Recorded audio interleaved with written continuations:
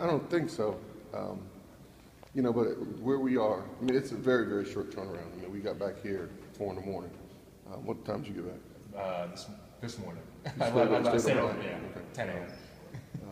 You know, you get back at 4 this morning, and then we've done some pre-prep, as I used early in the week, because we knew we'd have just a few hours today. But no, but so what? You know, we have to show up, we have to play, we have to win. Have you talked about starting quickly last couple of games? You mentioned something last time. Been behind, fallen behind, played catch up.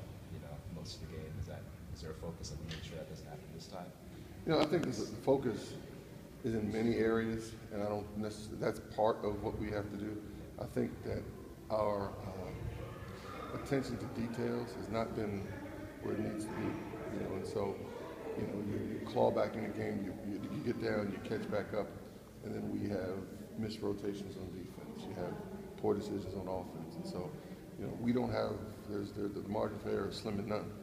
And so, you know, you hate to put that pressure on the guys, but it is what it is. We have to be good every possession. We have to be good. We can't have lapses, sustained lapses.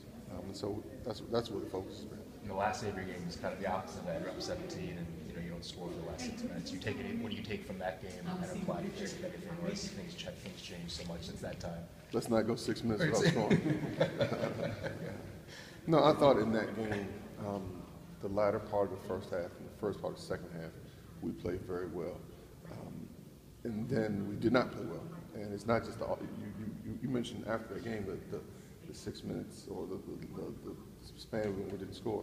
And I go back and I forget the exact number. And I had it this morning, but I feel like we gave up in that second half like 7 3-point plays, and it was like 3. I'm making these numbers up, but I don't know the specifics. We have 3 3-point shots. We had like 3 old-fashioned and ones. And we had 1 4-point play, and so that hurt our defense. Hurt us as much as our offense. And what we still, it showed up then, where this team is still evolving, is where we can't have, if we have a bad defensive possession, that turns into a bad offensive possession. If we have a bad offensive possession, we spend the next 2 minutes frustrated about that, and then it turns into a series of bad defensive possessions. You know, we have to move on to the next play. Too many times, I think our guys are frustrated with themselves, their teammates, whatever, and then it's carrying over to the next possession. That's hurt us. In practice, how do you encourage that attention to detail on both sides? I think we just have to point it out. You can't let guys just have to understand, and it's their emotions. Emotions are getting involved too much. I think instead of just relaxing and playing. Is there a reason why do you think these last 2 games, the attention to detail, the defense, whatever it is, has been different? I don't know.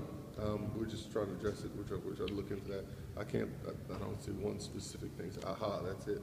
You know, but you look at these last 2 games. You know, as much as I can remember, it feels like the other team scoring too easy. Like it doesn't happen. Excuse me. It doesn't happen with us. But just they're scoring too easy. We have to fix that.